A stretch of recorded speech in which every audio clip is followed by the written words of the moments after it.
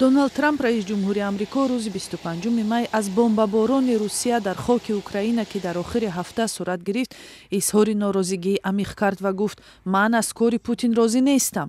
доналд трамп ҳангоми суҳбат дар фурудгоҳи Морристаун нью-ҷерси дар суҳбат бо хабарнигорон гуфт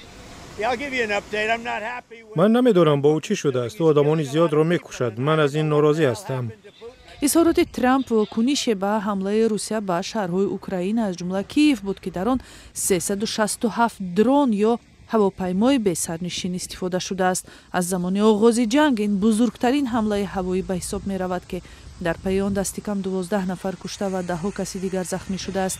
Трамп саъй дорад ки ҳарду ҷонибро ба оташбас дар ҷанги сесолаи Украина розӣ кунад ва ҳафтаи гузашта бо Путин беш аз 2 соат гуфтугӯ кард.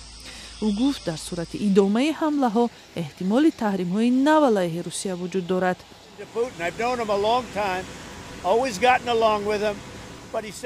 ман ҳамеша бо ӯ забон меёфтам, аммо ӯ ба шаҳрҳо мушак меандозад ва одамонро мекушад ва ин ба ман тамоман писанд нест.